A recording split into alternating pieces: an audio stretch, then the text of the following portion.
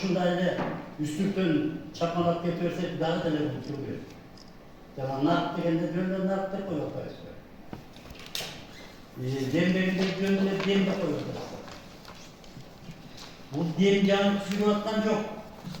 Баягыдан бери түзүлгөн, түптөлгөн нерсе жана Манас байланышып аткан ошо. Демек, эң башкы демдин номуру, эң чемпионсу Кыргыз элинин жок болуп кетти, барлык жашашын камсыз. Бүт элди көтөрдү. Баарын көтөрүп ушу жолго салган. Ошонун дем, анан кийин Манас келгенде айтайын башкасын. Дем ушунчалык күчтүү кыздар деп. Эми ошол демдин баарын унутуп койдук да. Бир эле жакында бир мисал айтайын. 1996 жылы Кыргызстанда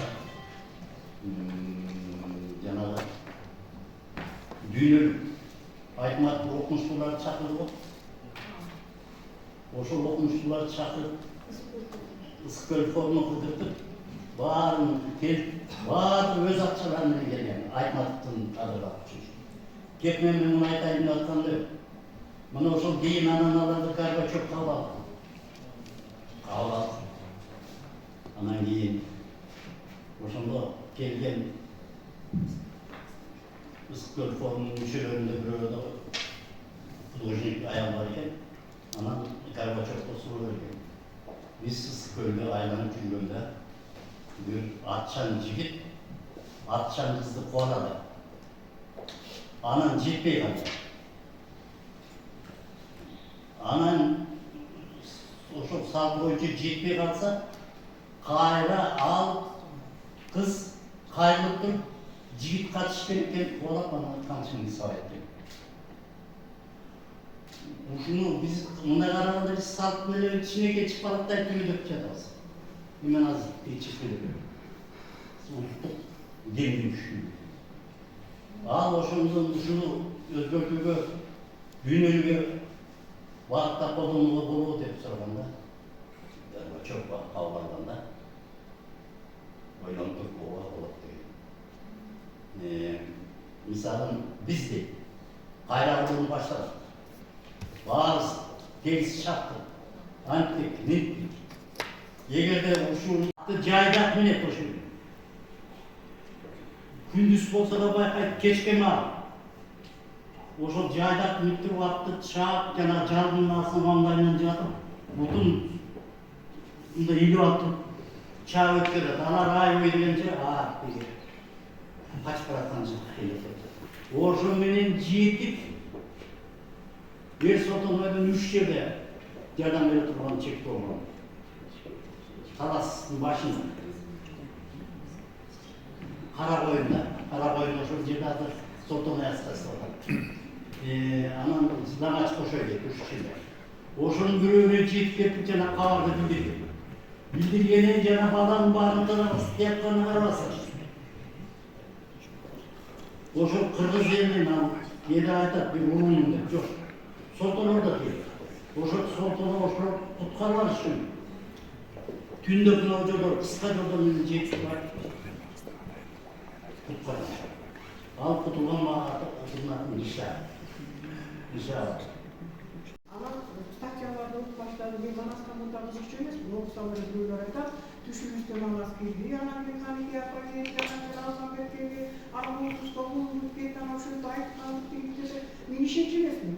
Бирок ошол убакта Совет ордунда Манасты жөн эле жогот деген.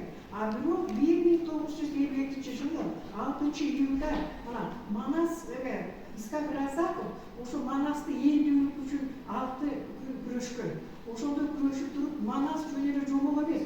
Бул элдик эпос деп туруп ошондо биз статус алганбыз.